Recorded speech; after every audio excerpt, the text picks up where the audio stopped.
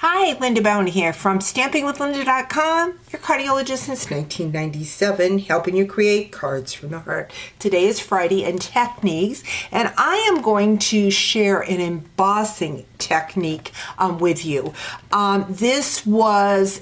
It's been a technique around for a really long time. I forgot all about it until a team member, Sue Floyd, sent me a card, and then it reminded me on how we can eliminate our embossing folder and get a totally different image. Now I'm using the Cane Weave 3D embossing folder, and normally when we emboss with this, we use our platform and our dark pad. So 1 and 4 is our normal level of our plates.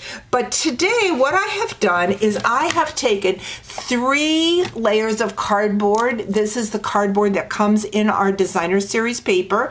I have cut it down to 4 inches by 5 1/4, and I cut the inside out. I made a little border all the way around 1 inch and cut the center out and have taped it together. And what I have done is created a level or a plate with a hole in the middle. And so what I'm going to do, because I used the 3 pieces of cardboard, I found that I needed to use my platform and the number 2 shim because it wasn't quite enough. So what I'm going to do is I'm going to take that Cane Weave embossing folder. I'm going to put that in my cardstock in the folder, and I'm using this as my top layer. So I'm going to line that up. Let me get my cardstock in here straight. And so instead of using your darker plate, we are going to use this for our top plate.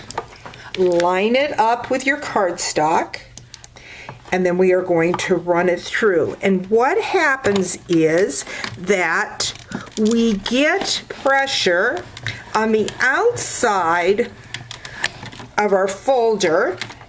Now when I've run this through, the cardboard is getting squashed. So eventually I'm going to either have to make another thickness or another shim for this, but for the time being it is working. And what happened is when I embossed it, it did not emboss the center of my cardstock. Now I see I didn't actually line it up as perfect as I would like it to be, but no problem. When I go to stamp my greeting and put in my sentiment, I will just compensate for that. So let's go ahead and stamp the Just a Note. This is from the to-go greeting set. So we're going to stamp that.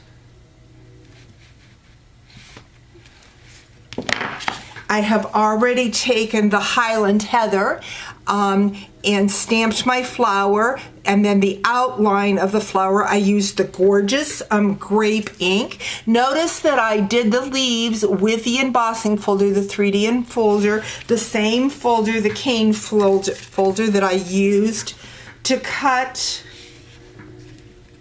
or emboss that center. We've got this.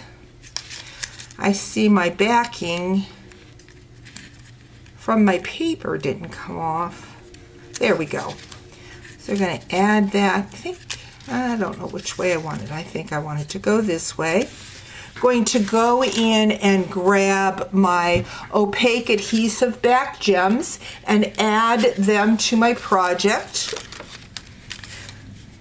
I think I'm going to add the darker ones. Then I will bring in my gorgeous grape